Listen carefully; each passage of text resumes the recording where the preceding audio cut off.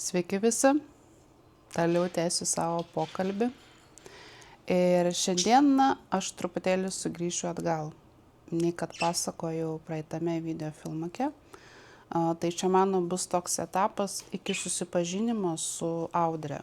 Man taip gausi, kad matomai reikėjo pirmiau apie ją papasakoti, nes aš radau ten nemažai tų dar kitų programų. Ir po to grįžti truputėlį atgal ir papasakoti tą laikotarpį. Paminėsiu dar keletą raganaičių. Aš manau, kad jums patiks klausytis mano pasakojimą. Deja, aš jau tokių pasakojimų nebeturėsiu, nes mano jau patirtis, kaip sakant, tokia tik tais, kokia jinai yra.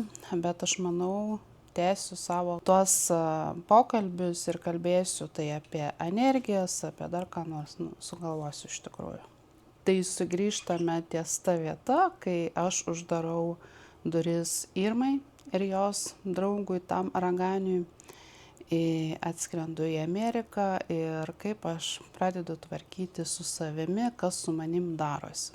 Kadangi man buvo uždėtos maginės programos, tai buvo, žinokit, man sunku gyventi su jomis, tai jautėsi. Kažkur taip porą metų gyvenau su jomis. Fiziologiškai aš kiekvieną dieną jausdavausi vis blogiau. Aš vis mažiau turėdavau energijos, jėgų, ką nors atlikti. Paprasčiausius buitinius darbus man buvo labai sunku atlikti, aš labai dažnai pavargdavau. Miegodavau iki pietų, papusryčiauju, reikia kažką ten kambarį susitvarkyti, man jėgų nėra.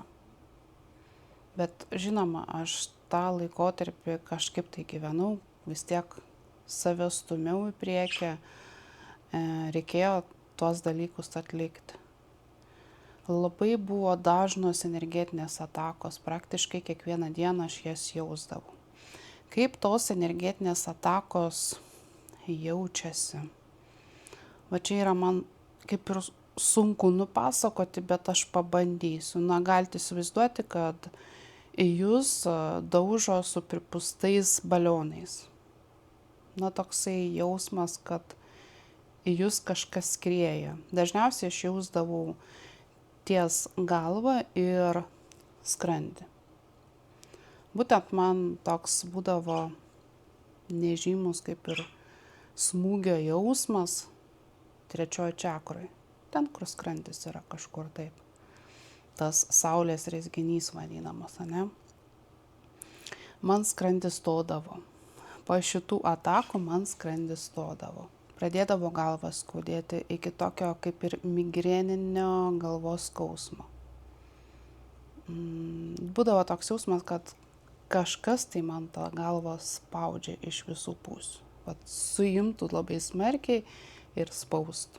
Ta tikroji migrena man pasireiškė truputėlį vėliau, kai jau mes čia atsikraustėme į šią vietą.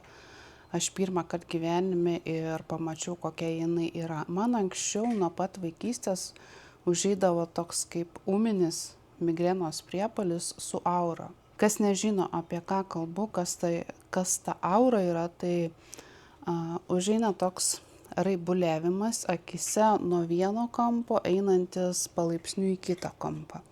Tai trukdavo kažkur tai 20 minučių. Po to prasidėdavo stiprus galvos skausmas, liežuvio tirpimas, sunku kalbėti, tokie visokie pojūčiai. Bet jie man praeidavo. Aš prigerdavau vaistų nuo skausmo ir man praeidavo. Bet šį kartą aš pajutau, kas yra migrena. Man buvo pastovus pykinimai, galvos svaigimai. Aš vaikščiau kaip kokia girta, man sukosi galva, bet tai buvo vieną kartą. Truko kažkur tai 2 savaitės, kol aš nesusigraibiau, kad čia reikia kokiu nors vaistų pagerti. Ir būtent tie vaistai pas mus ir atsirado, kuriuos aš praktiškai visiems dalinu. Jeigu tik galva suskausta, vieną tabletę ir labai greit nuima viską. Tai nebesiplėsiu aš apie tai. Tuo laiku man vis darydavosi silpniau ir silpniau, vis dažniau ir dažniau man stodavo skrandis. Būdavo momentų, kad aš alpdavau lygioje vietoje. Ir, žodžiu, aš supratau, kad čia būtent kažkas yra energetiniam lygmenį ir pradėjau naudoti tuos pačius instrumentus maginius. Tas pačias rūnas, rūnų formulės, ritualai. Po to susiradau YouTube'ai tokį žmogų, kuris praktikavo bažnytinę magiją. Tai ten buvo stačiatikių. Ritualai visi ėjo su psalmėmis. Aš turėjau atskirą petelnę, kiekvieną vakarą įsipildavau druskos, tos akmeninės druskos. Pas mus buvo pirkti. Turėjau atskirą peiliuką, kaitindavau druską, vedžiojau aplink ratu su peiliu, sakydama tam tikrus žodžius, tam, kad tos visos energetinės atakos grįžtų tiems atgal, kas man siuntė. Dėka tos bažnytinės magijos aš pradėjau gaminti žvakes natūrales. Pamenu, kad mes užsisakėm Ukrainoje tą tokią vaflinę žvakių, plonoms toms žvakytėms gaminti. Nes man reikėjo tokių plonų žvakyčių pailgų ir, žodžiu, aš sugalvojau, kad reikia pačiai tai darytis. Vaško irgi nusipirkau, užsisakiau, yra tikrai pirkti, bet dar iš Lietuvos man atvežė. Prasidėjo, kaip sakant, mano toks kitas kelias, bet jisai truko neilgam. Man bažnytinė magija šiek tiek padėjo atsimosuoti. Šiek tiek. Būdavo dienų, kad aš pasijausdavau tikrai gerai, kaip atsigavus, man būdavo kažkas tokio nerealaus, kad aš pagaliu lengvai kvėpuoti, kažkas tokio. Bet vėlgi eidavo tos visos atakos. Na, žinot, kai yra maginės uždėtos programos, aš kitaip ir jaustis negalėjau. Aš per kortas diagnozuodavau, aš matydavau tuos visus dalykus ir tuo laiku netgi susipažinau su tokia ragana. Mes su ja susipažinome Aiškiaregių būrėjų grupėje, kažkur ten. Ir pradėjom bendrauti.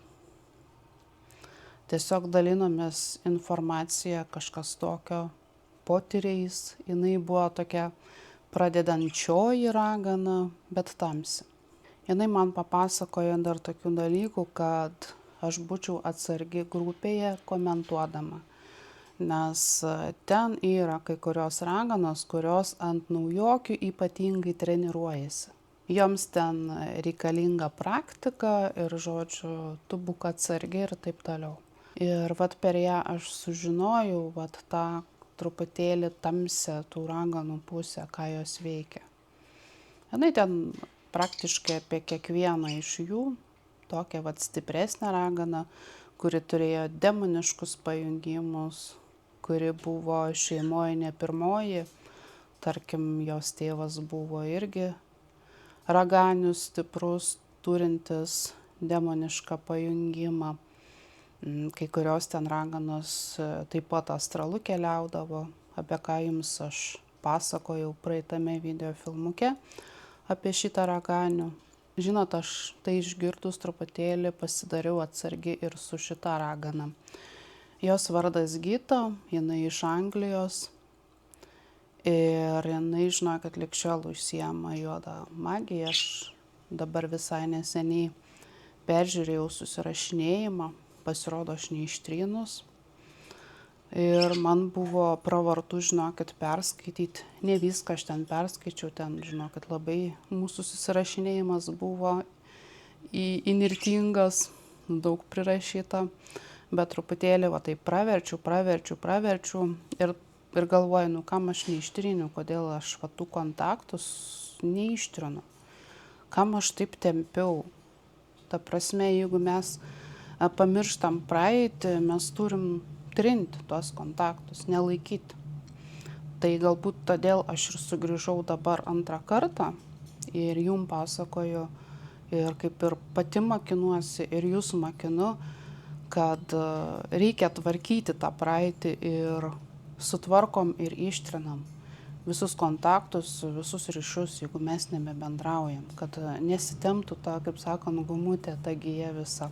Praverčiant tą visą susirašinėjimą, uždaviau tą klausimą, kodėl aš čia neištryniau, juk tas žmogus praktiškai man nieko nepadarė, aš ten jokios pamokos iš jos negavau, ar pozityvios, ar negatyvios, tokia kaip neutrali atrodo, jinai buvo mano gyvenime. Ir staiga aš pamatau vaizdą. Aš pamačiau vaizdą tokį kaip ritualą. Dėl ko jisai buvo padarytas, kam jisai buvo padarytas, nežinau, bet jeigu aš pamačiau versdama tą mūsų susirašinėjimą, tai gali būti, kad ir aš buvau įtraukta į šį sąrašą kažkokį tai. Aš pamačiau tokį vaizdą. 6 raganos, viena per vidurį, kitos išsidėšiusios kaip pentagramą, ne, į kampus. Kiekvieną laiko po siūlelį, aš matau raudoną siūlą, ir vidurinė ragana laiko tos siūlelius iš kito krašto, ne. Jinai laiko ir suvinioja į tą rutuliuką. Čia gaunasi kaip tokia programa ir aš pamatau, kad rutuliukas virsta į vorą. Voras su raudonom akim. Aš pasižiūriu, kiek voras turi kojyčių. Aš kiekvieną kojytę po trupinėlį nulaužiu, visgi voras čia yra programa.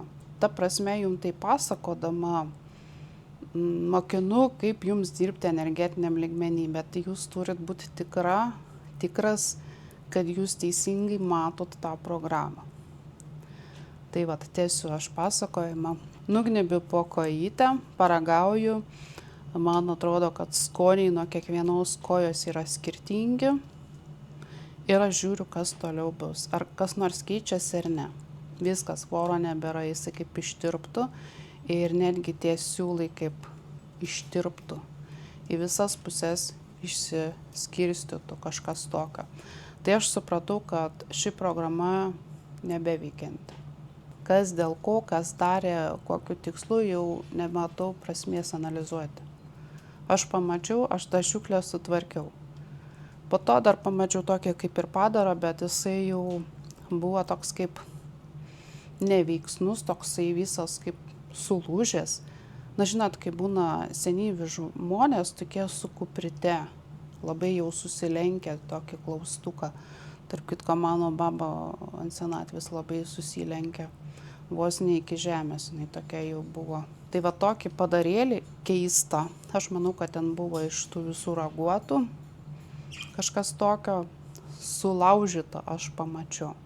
Pasižiūrėjau, kad jisai visiškai toks neveiksnus, kažkoks į klaustuką susisukęs, atidariau duris, sakau, čiuošk iš čia ir viskas. Tai va aš ir supratau, kad nebereikalo aš neištryniau šito susirašinėjimo. Aš dar netgi pačią pabaigą perskaitinėjau, kuom baigėsi mūsų tas bendravimas, kaip mes išsiskirstėm.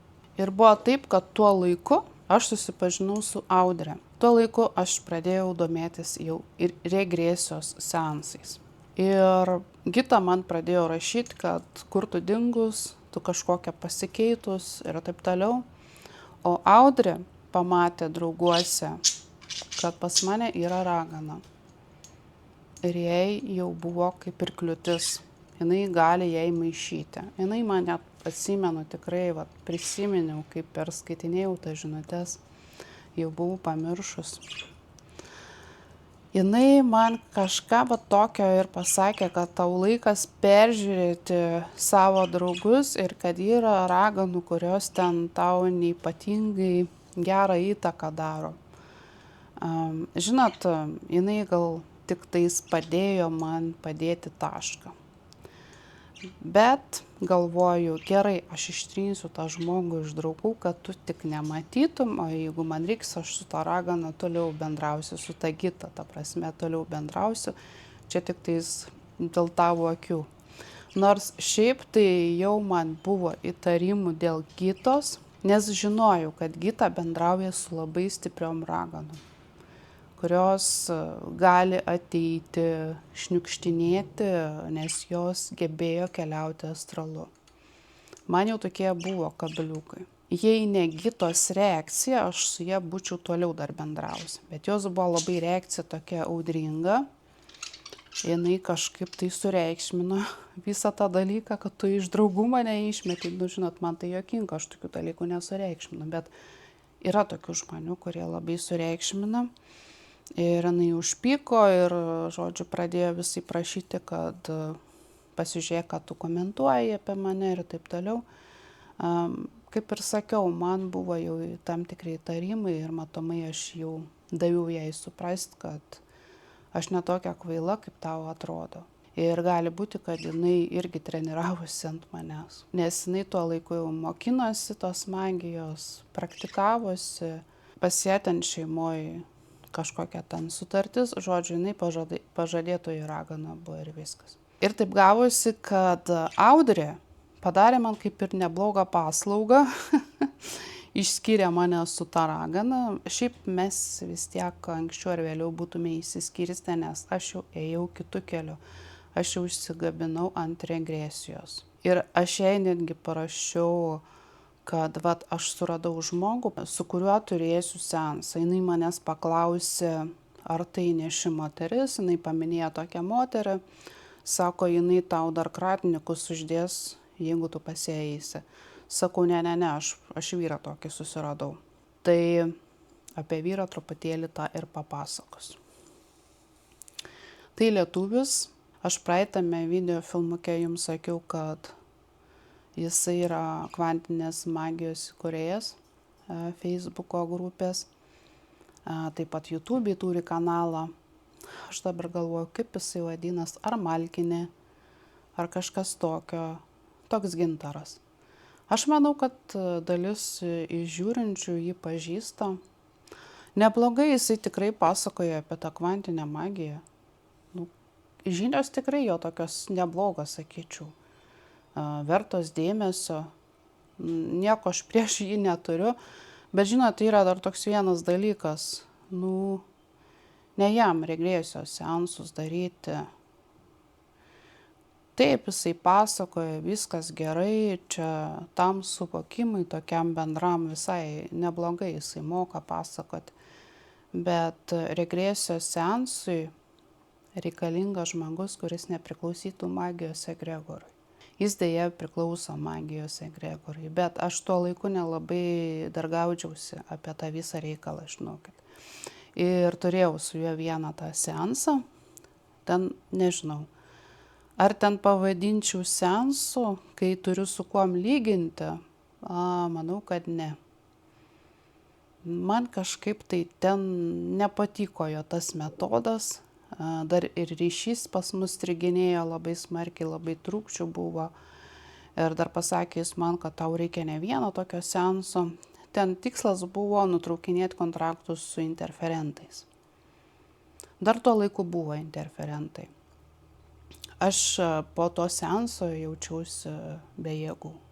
Ir dėl antro seanso jisai ten parašė, kad kai jisai grįš iš kelionės, tu man parašyk ir taip toliau. Bet Audrė spėjo įkišti trigrašį ir pasakyti, kad tu gali ir pati susitvarkyti, aš tau padėsiu, žodžiu, ir kam tau reikalingas tas Gintaras ir taip toliau. Nutikinėjo prieš jį, bet iš dalies jinai vėlgi tokį neblogą gerą dalyką padarė. Tikrai ne tas žmogus. Regresijos seansui tikrai ne tas žmogus. Ir kaip jums atrodo, ką Inga padarė dar? Aš parašiau visai neseniai, prieš porą dienų, šitai Gitai. Tokią paprastą, žinokit, žinutę parašiau. Žodžiu, labas. Aš visai neseniai užtikau, kad mūsų susirašinėjimas taip ir liko, aš jo neištryniau. Žodžiu, matau, kad tu eini toliau raganystės keliu, aš einu savo keliu.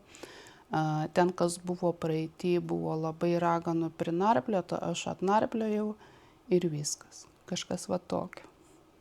Tokia apie nieko praktiškai, bet kaip ir jutau, kad reikia parašyti. Čia ne ta esmė, ką aš ten parašiau. suprantat? O esmė tokia, kad aš daviau apie save žinoti, kažkas tokio. Ir žinokit, viską ištryniau. Galvoju, pamatė, nepamatė. Ir jinai pamatė mano žinutę. Ir man atrašė, atsiprašau, aš tavęs neprisimenu. Ir galvoju, labai gerai. Nors iš tikrųjų aš pajutau, kai jinai kuo puikiausiai mane prisiminė, bet galvoju tiek to, aš nebetęsiu to pokalbio, tiesiog viską ištryniau ir uždariau duris. Aš atsimenu iš mūsų to susirašinėjimo tuo laiku, jinai net buvo uždavus savo kortoms, kodėl aš atsiradau jos gyvenime. Ir atsimenu, buvo iškritusios tokios kortos kaip žiedas, jinai naudojo Lenormand kortas, žiedas, saulė ir knyga. Jai iš tikrųjų buvo šansas pasukti šviesos keliu, bet jinai pasirinko tamsą. Ir mano paskutinės netgi žinutės buvo jai skirtos, kad tu verčiau rinkis ilgesnį kelią, bet šviesų, bet ne tamsų, bet jinai pasirinko tamsų kelią. Ir aš pasižiūrėjau, dabar jinai įlindusi tą tamsą, jinai net rašydavo, kad demonai daug geriau padeda atlikti tam tikrus ritualus, valymus ir taip toliau. Tai jos kelias, jos pasirinkimas. Viskas, kaip sakant, viso gero, aš jau uždariau duris. Kiekvienas einam skirtingų kelių, ne? Ir dar noriu šiam kartui pakalbėti apie tokį vieną žmogeliuką iš praeito video filmuko. Apie jį aš mažiausiai kalbėjau. Tokia Jurgita iš Vokietijos. Mus kartu Audrė įtraukė į tą bendrą čatą. Jinai sukūrė tokią istoriją, kad atseit mes kažkuriame tai gyvenime buvom seseris. Žinot, aš nejutau, kad būtent tai buvo. Nes vis tiek, jeigu kažkas tai yra artima kažkokia tai siela, mes vis tiek jaučiam, kad tas žmogus kažkuom tai yra artimas, nors tu jo nepažįsti. To nebuvo su Jurgita. Aplamai Jurgita buvo tokia slidi. Nei aš, nei Audrė jos energetikos mes nepajausdavom. Būdavo keista, aš atsimenu netgi Audrė man rašydavo, kad ar tu jauti Jurgitą, išmes kortas ant Jurgitos. Na, Audrė dažnai manęs prašydavo, tai išmes kortas ant Gintaro, tai išmes kortas ant Jurgitos, tu pasižiūrėk, tu truputėlį pasiklausinėk, bet aš manau, kad jinai tai darė su visom. Bet jo, iš tikrųjų Jurgitos energetikos aš nejutau ir aš nesupratau, jinai man buvo tokia slidi, keista, aš ją, tarkim, nepasitikėdavau. Nors, tarkim, mes atskirai bendravome, karts nuo karto apie įvairiausius dalykėlius, apie kortas.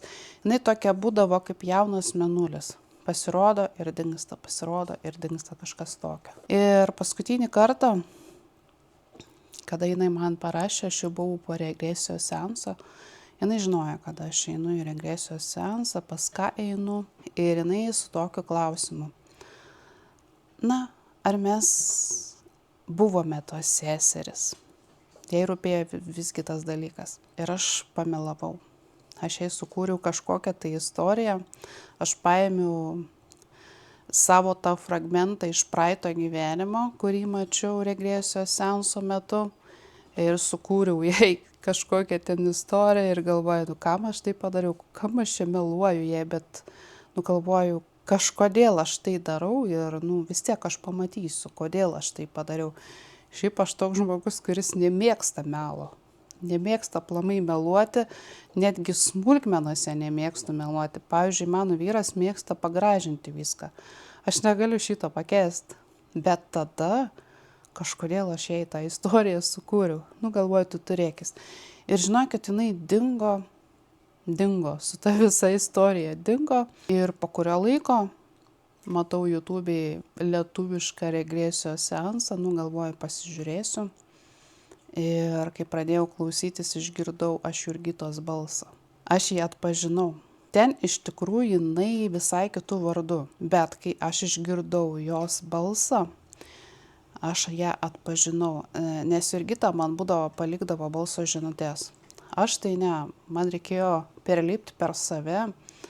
Aš tuo laiku dar savo balso gėdydavausi, bijojau kalbėti balso žinutės, man reikėjo su tuom susitvarkyti. Aš palaipsniui pradėjau kitiems žmonėms palikinėti balso žinutės ir klausytis savo balsą. Bet tuo laiku aš tik rašydavau.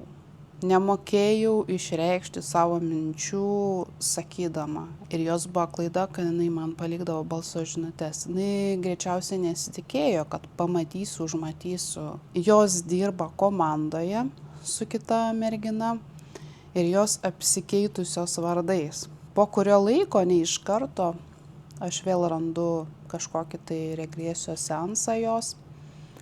Aš parašiau su klausimu, kodėl jūs apsikeitusios vardais? Na, aš nesitikėjau kažkokio ypatingo atsakymo. Atsakymas buvo paprastas, kad mes nepasikeitę. Bet ne esmė. O esmė ta, kad aš gavau atgal atsakymą ir aš pajutau energiją. Ir aš supratau, kad tikrai jūs ten apsikeitusios esat vardais. Pas ją yra neblogas bagažas žinių ir ji tas žinias labai neblogai panaudoja. Bet žinot, ten jos kelias. Jeigu jai patinka kapstytis po visas tas reinkarnacijas, nežinau kiek toli, tai tebūnie. Man tai yra svarbu šis gyvenimas ir svarbu, ką aš prisimenu iš 2 reinkarnacijų čia žemėje. Viskas. Man yra tik tiek svarbu. Ir aš manau, kad ir žmonėms yra svarbu susitvarkyti su šiuo gyvenimu, susitvarkyti su šiomis įvairiomis maginėmis programomis, nei kad ten skraidyti padebesiais apie angelus ir dar ką nors. Čia mano tokia nuomonė. Ir žinot, Jurgita daugiau man neberašė, bet aš viską triniau. Aš triniau visus kontaktus iš karto, nes žinokit, kai išgirdau jos balsą, man buvo toks jausmas, kaip man šlapių skudurų per veidą, kažkas tokio. Nukirtau tą visą bendravimą, uždariau duris iš karto. O vat kai kurių durų neuždariau 6 metus. Tai jeigu neuždariau, vadinasi, reikėjo po 6 metų sugrįžti, narplioti, analizuoti, jums pasakoti savo tą patirtį, nueitą tą savo kelią ir tik tada sutvarkius uždaryti duris, ištrinti visus tuos kontaktus ir taip toliau.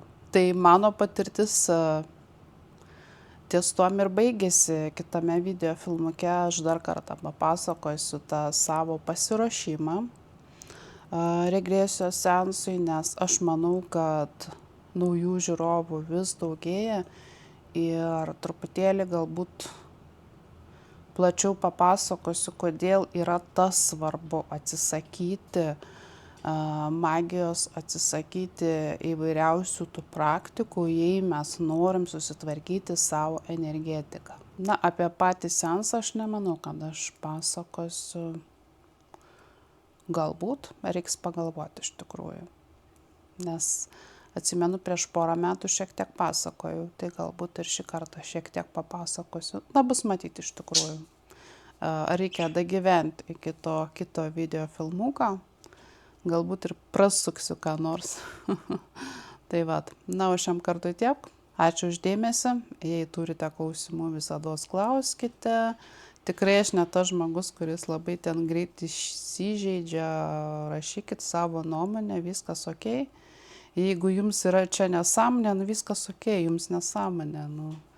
Aš tikrai neturiu pageidavimo jums įrodinėti. Jei jums reikia įrodymų, jūs ieškokite tada kitur tos informacijos, klausykitės tų visų apsvaigusių žmonių, kurie įsivaizduoja, kad jie prabudę, tiesiog jums ten galbūt bus sąmonė, o čia gal nesąmonė, tai žinau žodžiu. Neturiu aš intereso jums ką nors įrodinėti, aš tiesiog pasakoju apie save, pasakoju, kaip aš suvokiu ir kaip matau. Ir dar prisiminiau pabaigai. Visai neseniai pamačiau tokį postą su praktika, kaip vizualizuoti kupolą ir išsivalyti tą savo energetiką. Ten duoda tokia trumpa praktika. Aš detaliai jums nepasakysiu, ką reikia daryti, nes aš nerekomenduoju to daryti. Parašiau tam žmogui, iš kur tas kupolas, kieno kupolas, kažkas tokio. Jinai man atrašė, tu skaityk. Aš atrašiau, jei tu nesupranti, ką tas kupolas daro, iš kur jis yra, tai kam tu duodi žmonėms tokią praktiką? Juk realiai aš tai matau, kas yra tas kupolas. Kad tai yra tavo sukurta programa. Ir kas bus žmonėms, jei jie vizualizuos tą kupolą, užsidės tą kupolą, bet jie nesugebės jo nusiimti. Kas dėsis su jais?